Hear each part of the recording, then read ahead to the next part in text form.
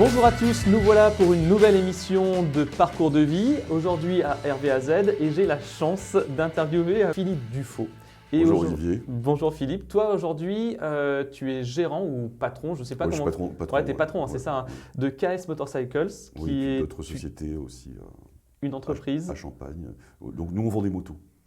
On a différentes activités, donc on vend des motos, on a un atelier de réparation, on a une activité de vente en ligne de pièces sur Internet, donc c'est à peu près l'équilibre est 50-50 entre le business sur le web et la vente de véhicules neufs ou d'occasion et l'entretien des véhicules. Bon, on va revenir tout à l'heure de toute façon. Tu as une voix de crooner. Oui, je suis enrhumé. Alors j'ai une voix un peu grave d'origine, mais là je suis enrhumé, donc c'est un peu plus que d'habitude. Ouais, mais ça passe bien. Ouais. Moi, je remonte souvent au moment de la rencontre pour démarrer justement ces émissions, comment je vous ai rencontré, parce que toi, enfin, vous allez tous voir, tu as une vie vraiment, enfin, toi tu ne trouves pas, mais tu as une vie vraiment extrêmement atypique et je pense que ça vaut le coup que tu la narres à peu près dans le détail. Oui, on va en parler. Ouais. On va en parler, oui. Et toi, je me souviens t'avoir contacté par le biais d'une amie qui me disait, écoute, on fait tel projet, etc. Et viens donc tourner donc chez Philippe dans ton premier… Dans le magasin qui est à Civrieux. À Civrieux, tout à fait. Et on faisait un court-métrage sur la mythologie avec Europe. Et en fait, Europe est enlevé par Zeus et donc il l'emmène et on avait pris fond vert. Ça, c'était à moto. Ouais, on l'a mis sur moto, etc. Et avec le bruit de la moto. C'était hyper marrant. Et après, par contre, au-delà de ces choses que je faisais avec les collégiens et lycéens, on est passé sur de l'archéo expérimentale.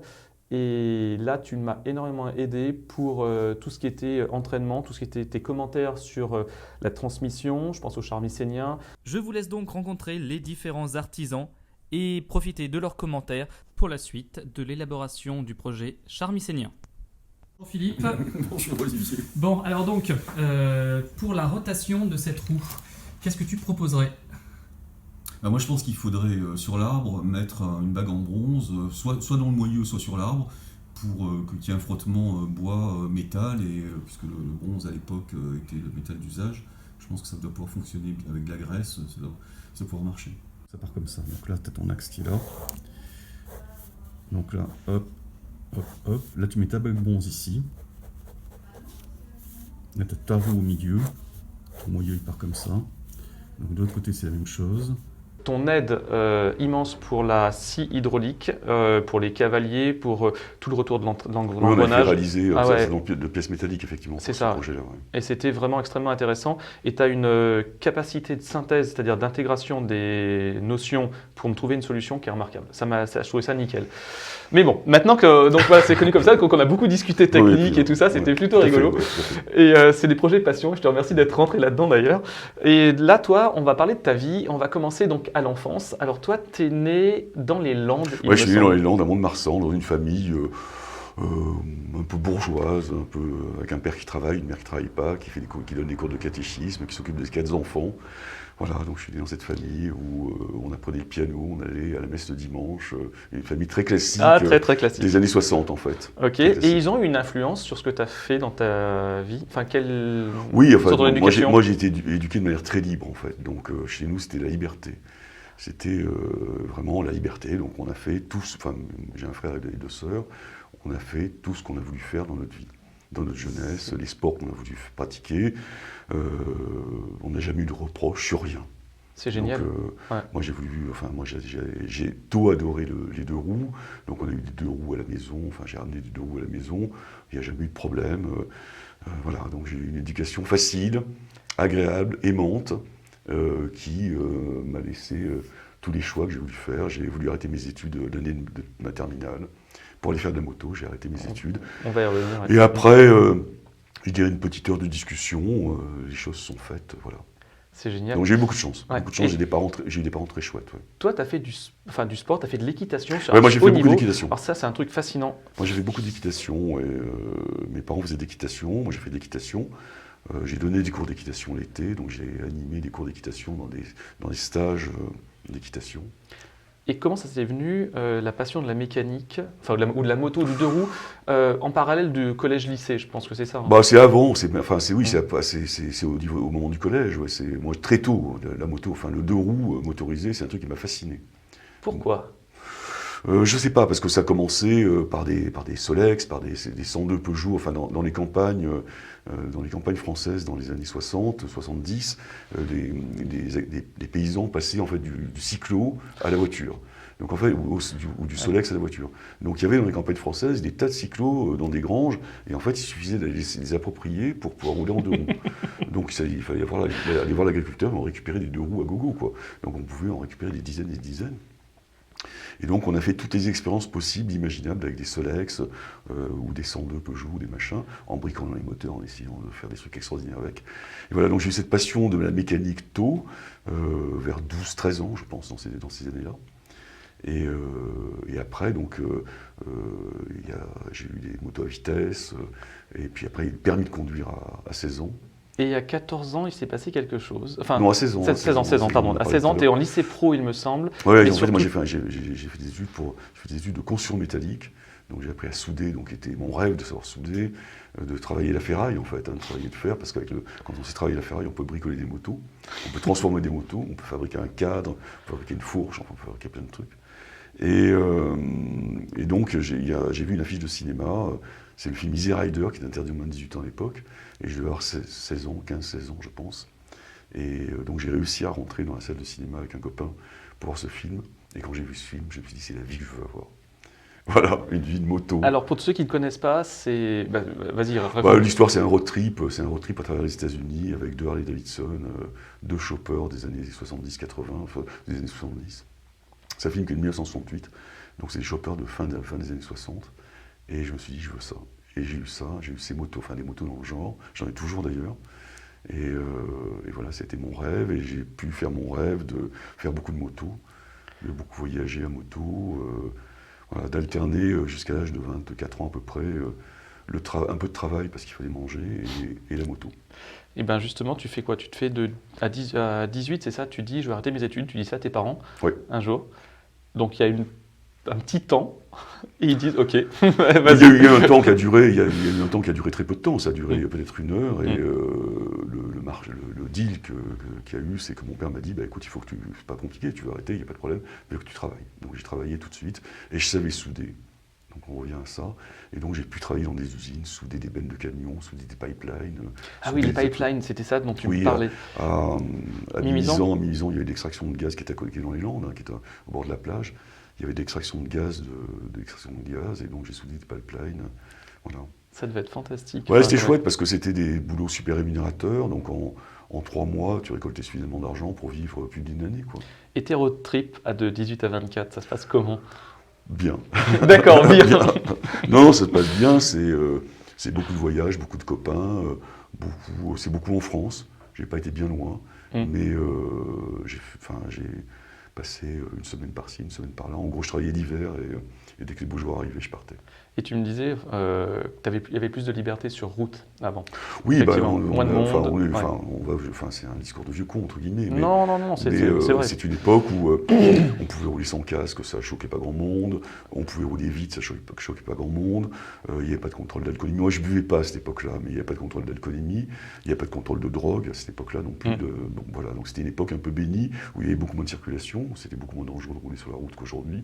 Donc moi j'ai la chance d'avoir vécu cette époque où on pouvait cramer du carburant sans aucune arrière-pensée. Quand tu me dis ça, ouais, c'est... Sans aucune arrière-pensée. Aujourd'hui, oui. Voilà, par rapport à aujourd'hui, où on se pose des questions quand on roule avec des véhicules un peu polluants, etc. À l'époque, on se foutait de ça, on ne savait même pas que ça existait. C'est une autre époque. Ouais, c'était une chouette époque, mais l'époque actuelle est chouette aussi. Ouais. 24 ans... Là-dessus, c'est ton père ou c'est toi-même qui te dit... Non, c'est moi. Enfin, alors, donc j'ai un peu travaillé, j'ai alterné différents boulots et fait beaucoup de motos. Et à 24 ans, je me suis dit, il faut retourner dans le droit chemin. Il faut dans le droit chemin. Non, j'allais mal finir. La route, parce que la route, tu fréquentes des gens de la route, tu fréquentes des gens, enfin bon, je te passe les détails, mais tu peux imaginer les choses. Donc tu te dis, soit tu veux avoir cette vie pour toujours, soit il faut retourner dans le droit chemin. Et donc à l'époque... Il y avait un magazine qui existe toujours, mais qui ne parle pas aux jeunes d'aujourd'hui. Il y avait l'Express, qui était la Bible de la recherche d'emploi, qui était un journal d'actualité politique, etc. Il y avait quelques pages consacrées à l'emploi en fin de magazine. Et donc à l'époque, on achète l'Express, on répond à une annonce, Et voilà, et donc vous recevez un billet de train. Alors c'est un truc qui ne parlera pas aux jeunes d'aujourd'hui, mais à l'époque l'employeur envoyait un billet de train, c'est extraordinaire, pour se rendre à un entretien. Et donc je me suis rendu à cet entretien à Lyon. Et donc je suis rentré dans la grande distribution, où je travaillais dans la région lyonnaise 6 mois. Ensuite j'ai été muté à Bourges, dans le même groupe de distribution. Et j'en suis parti chez un industriel, un fournisseur de la grande distribution, où je suis resté 6 mois dans cette boîte. Et après, je suis allé diriger une filiale d'un groupe de transport de la région Rhône-Alpes, donc j'étais basé à Lyon aussi. Et donc j'avais le quart sud-est de Nice à Perpignan, Clermont-Ferrand, Lyon. Parce que tu avais des compétences qui étaient quand même importantes pour gérer tout ça. Parce que sinon, ils t'auraient pas pris. À l'époque, le boulot était facile. Moi, j'ai vécu, enfin au niveau du job, j'ai vraiment vécu une période bénite. C'était facile de trouver du travail. Alors après, effectivement, je ne devais pas être le plus mauvais des gens, mais sans prétention, c'était facile. C'était facile. La vie était facile. Il suffisait de travailler, de se donner du mal, de comprendre, d'avoir une. Alors, il fallait le postulat de départ, c'est d'avoir une bonne tête. Et moi, j'ai la chance d'avoir des parents qui m'ont fait une bonne tête. J'ai un physique qui plaît aux recruteurs. Ouais, ça va. Et donc, ça m'a facilité, véritablement facilité les choses. J'ai toujours été recruté par des femmes, et c'était assez rigolo. Et donc, j'ai eu un accès au travail assez facile. Ok. Voilà, donc j'ai travaillé dans cette boîte pendant quelques années à Lyon. Et ensuite, cette boîte a été vendue. Et je suis parti à Paris. Alors, c'est avec la boîte de com, c'est ça? Ouais, je suis parti à Paris dans une boîte de com. Ouais, vas-y, alors raconte parce que ça a l'air fascinant. Non, je suis parti à Paris dans une boîte de com où j'ai vécu 6-7 ans. Je suis rentré à un poste de responsable commercial. J'ai dirigé différents services dans cette boîte-là. J'ai fini directeur général de cette boîte en 80. J'ai un trou dans les années, j'aurais dû faire un 95 check. Non, avant. Je pense que c'est en 93 ou 94. Voilà, donc je suis parti de cette société, qui est une société familiale très intéressante, avec des gens charmants, enfin des gens qui dirigeaient cette boîte, qui étaient des chouettes gens, qui m'ont donné beaucoup de plaisir dans cette boîte. Et je suis parti chez Selecta, donc la distribution automatique. Pour les stations-service d'autoroute. Voilà, donc j'ai dirigé l'activité des distributeurs automatiques dans les stations-service sur autoroute. Et je suis resté 10 ans dans cette société, donc j'étais basé à Lisieux. La boîte existe toujours à Lisieux. Et à l'époque, c'était une grosse boîte, qui est beaucoup moins grosse aujourd'hui. Je dirigeais un truc de à peu près 300-400 personnes, avec beaucoup de tech, beaucoup de techniciens, beaucoup de commerciaux. Voilà, donc c'était une chouette boîte, j'ai pris beaucoup de plaisir dans cette boîte-là. Mais c'est une boîte qui s'est un peu pervertie, comme beaucoup de sociétés, qui a été vendue à des fonds d'investissement. Et en 10 ans, la boîte a été vendue 9 fois. Oh. Et donc le premier gagne beaucoup d'argent, le deuxième en gagne beaucoup, le troisième en gagne beaucoup, le quatrième en gagne beaucoup, le cinquième commence à se dire comment il va faire pour payer la boîte, le sixième, etc. Et donc la boîte a baissé les investissements, a baissé un certain nombre de choses, et de ce fait, je suis rentré un peu en conflit avec les investisseurs, et donc on s'est quittés bons amis de cette société-là. Voilà. Ok. Toi, tu as toujours eu pas mal de gens sous ta responsabilité, en fait. Oui, j'ai eu beaucoup de gens. Ouais. J'ai eu beaucoup de gens. Ouais. J'ai eu des grandes équipes, des très grandes équipes. Et ça se passe toujours bien parce que tu as une capacité à écouter et puis à diriger? Oui, enfin, tu sais, la réalité, elle n'est pas là. C'est qu'on ne dirige jamais 500 personnes. Oui, c'est vrai. Dans la boîte de com, on faisait beaucoup de prestations de services, de sous-traitance pour Époque Bénite, les marchands de cigarettes, l'alcool, etc., etc. Donc on menait des opérations commerciales massives avec des 500 personnes qui allaient dans des boîtes de nuit, qui allaient dans des bureaux de tabac pour faire goûter des clopes. C'est un truc, c'est un autre monde. Hein, c'est un autre monde, c'est clair. Et donc, c'était tous les mois, on avait à peu près 3000 bulletins de salaire de sous-traitance, tu vois. Mais moi, j'ai jamais dirigé 3000 personnes. Moi, que tu diriges 5 personnes, qui elles-mêmes en dirigent 25, qui elles-mêmes en dirigent, etc. Ça marche comme ça. Enfin, t'as beau avoir le désir de connaître tous les gens, d'avoir des liens avec tous les gens, mais tu les as pas au quotidien dans le job, quoi. Pas du tout. Tout est décentralisé derrière. Mais j'ai dirigé des grandes équipes. Ouais, il y a un truc qui est bien chez toi, enfin plein de choses qui sont bien, mais il y en a un truc particulier qui me marque effectivement, parce que j'apprends beaucoup à ton contact, je cesse de le répéter, c'est ta manière, d'oser les choses, c'est-à-dire qu'on en reviendra après un peu sur KS, sur le fait d'enclencher des choses, même si ça peut être risqué. Parce que tu n'as pas trop peur. Moi, j'étais mal barré quand même dans mon début de vie professionnelle, parce que j'ai pas fait d'études supérieures. Face à moi, j'ai toujours eu des gens qui avaient des bac plus 4 ou des bac plus 5. Donc en fait, pour faire face à ces gens-là, faut oser plus qu'eux. Voilà, donc moi j'ai osé plus que ces gens-là. Et c'était une autre époque, je pense que c'est plus difficile maintenant. Je sais pas, je suis pas sûr. Mais c'est pas dit. Ouais, je pense pas. Je pense qu'effectivement, pas tu dit. as raison, ça marche pareil. Mais c'est vraisemblablement un peu plus difficile, mais il faut oser. Il faut oser, il faut être gonflé. Alors des fois on se rate, hein. On ne réussit pas tout. Moi j'ai pas On va tout y réussi. revenir après. J'ai pas tout réussi dans ma vie. Mais globalement, le bilan est positif, quoi. Moi, aujourd'hui, moi j'ai 61 ans, je fais un bon bilan de ma vie professionnelle. Ouais, et le deuxième point, c'est que tu n'hésites pas, ça me fascine, à trancher selon les compétences des gens, c'est-à-dire que si c'est plus compétent, hop, ben c'est pas la peine. Et je crains pas en fait, hein. Oui, c'est un mode de fonctionnement qui me paraît normal. Enfin, d'abord on fait du bien aux gens, parce que les gens qui sont plus à leur job, Aligné, qui sont plus à leur job, qui sont plus dans la fonction, ça sert à rien de les maintenir. Il faut qu'ils fassent autre chose, il faut qu'ils se remettent en question, et c'est salvateur pour eux de se remettre en question de cette manière-là. Ouais, ça c'est un Ça truc va permettre de progresser aussi. Oui, dans les deux cas. Ouais. Voilà. Donc toi, on revient tu reviens de Paris. Donc tu as ton autre entreprise et finalement vous vous séparez bons amis comme tu dis, et après? Et après, donc j'ai monté une boîte dans la distribution automatique, dans un métier que j'avais appris ces 10 dernières années.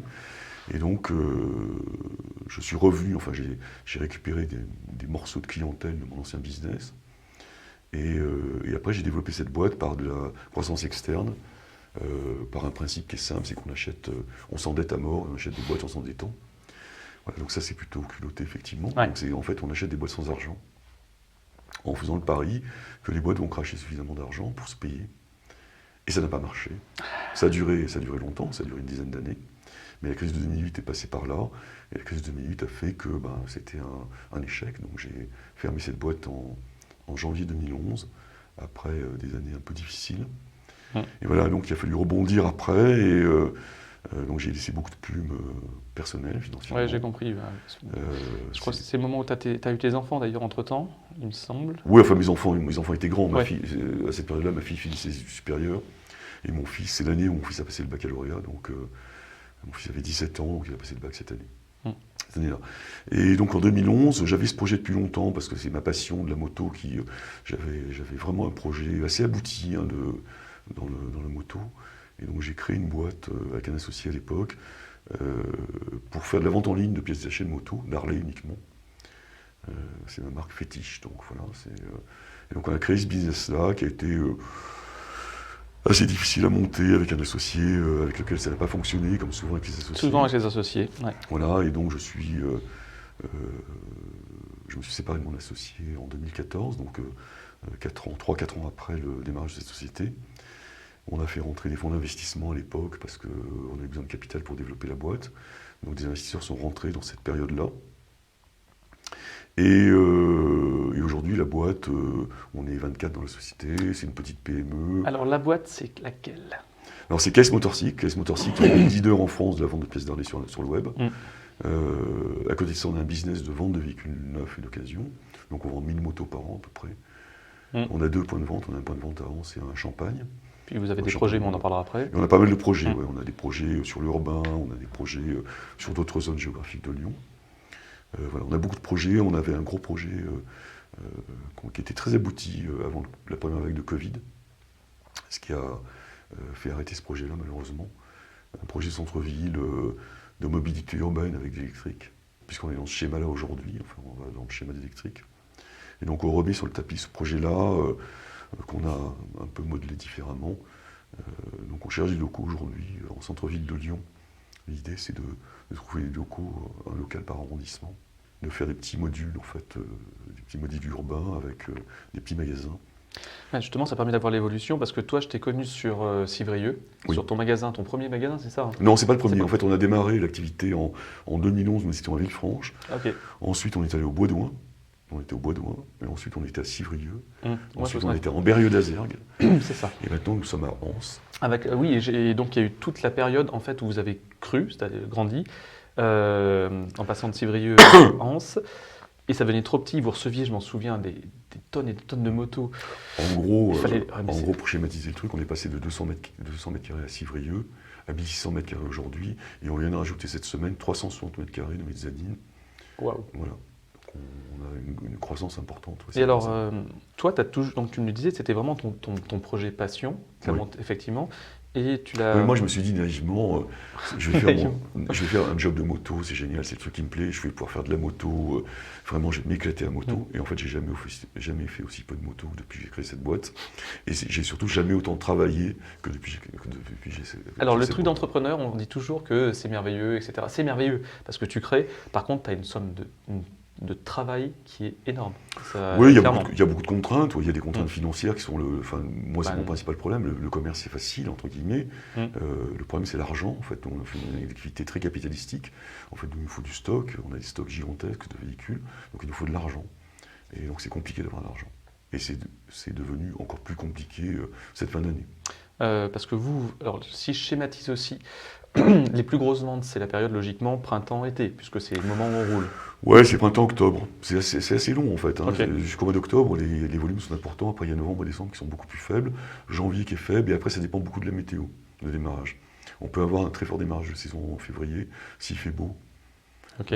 S'il fait pas beau, il faut attendre le salon de la moto Lyon, qui est en général fin février, début mars, qui est un peu l'élément déclenchant de la saison, quoi. Toi, dans ce que tu crées, aujourd'hui, on en parlait tout à l'heure, tu as dû voir l'apparition de l'électrique qui se développe de plus en plus. Oui, tout à fait. Et comment tu te situes, toi, en tant que motard, qui est vraiment à Alors- l'ancienne, tu Alors, vois c'est paradoxal.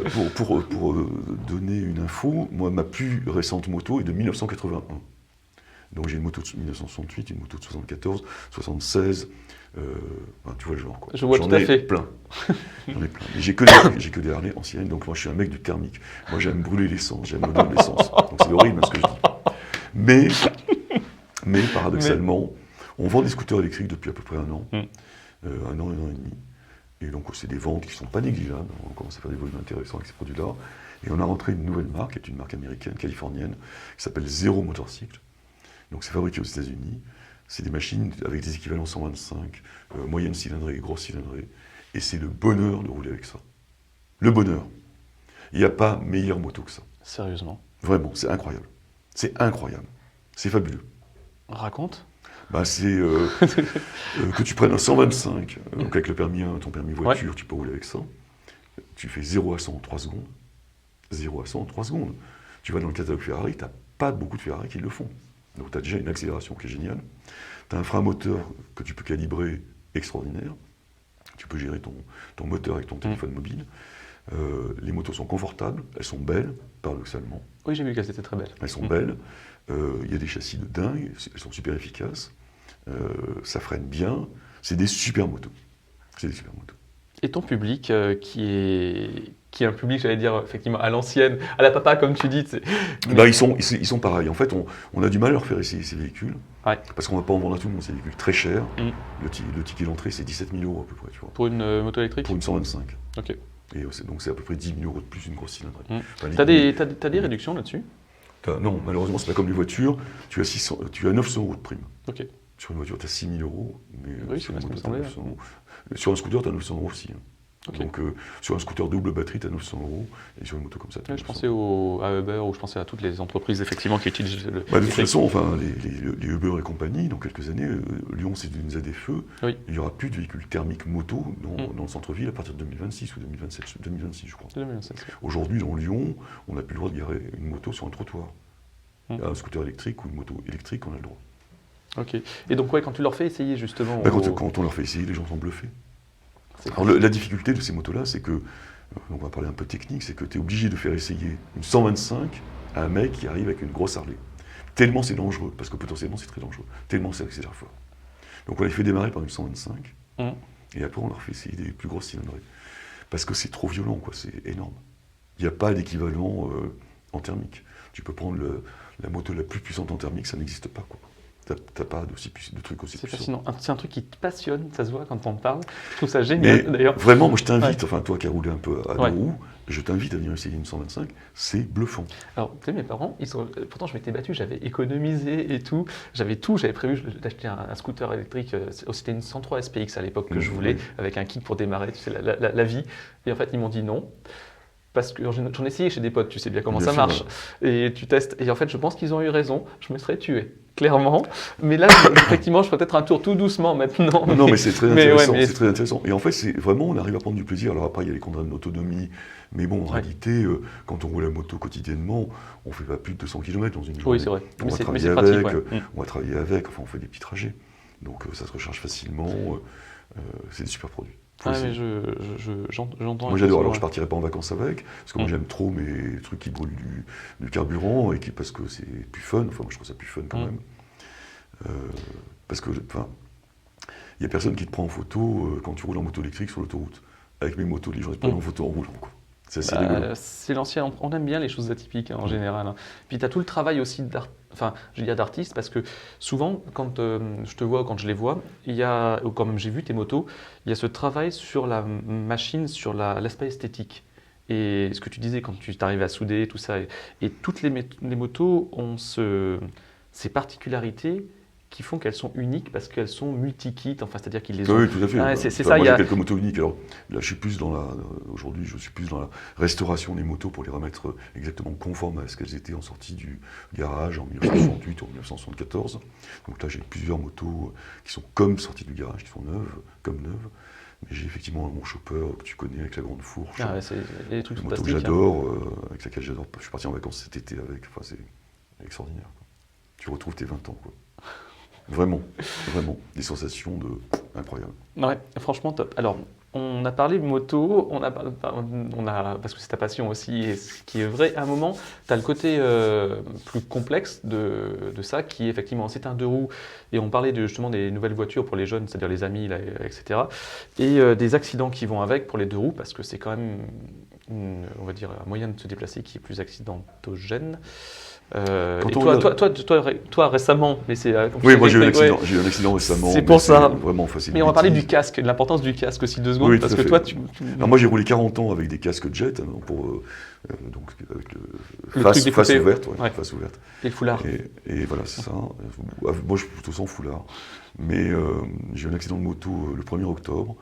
Et ce jour-là, j'avais oublié mon casque à la maison. Et donc j'ai pris un casque au bureau, un casque intégral. Et j'ai eu un accident et le casque est défoncé devant. Donc j'invite tous les gens qui me regarderont, qui entendront ce que je dis, à rouler en casque intégral. Ouais, c'est Vraiment. hyper important. Ouais. Voilà. Et J'aurais plus de nez, plus de menton aujourd'hui. c'est terrible. Et pourtant, t'as ramassé quand même. Hein. Oui, non, mais bon, c'est mon premier accident grave en plus de 40 ans de moto, quoi, donc c'est pas très Mais grave. t'es nickel. Mais je suis debout. Là, t'es nickel, on est bien. Je suis debout. Ça quoi. tourne. Toi, tu me disais, maintenant, je suis content, tu m'as dit quel âge? 61 ans. Ouais, c'est bien ce qui m'avait semblé. Hein. 61 ans, que tu ne fais pas, parce que ça conserve Ça, le c'est fait gentil. de faire des projets, ce qu'on disait avec ceux qui sont en train de tourner derrière, là, que vous ne voyez pas, là. Aussi, il y a Chloé qu'on peut cadrer à ce moment-là. Effectivement, on en parlait sur le principe des choix qui sont pour nous, pour eux en tout cas. Toi, tes projets personnels et professionnels pour plus tard, ça donnerait quoi? Professionnel, moi, je n'ai pas du tout l'intention d'arrêter de travailler. Alors, je sais que c'est un peu choquant aujourd'hui de dire ça, Non. avec les politiques de retraite, etc., dont on entend parler dans l'actualité. Voilà, donc moi, je vais continuer à travailler.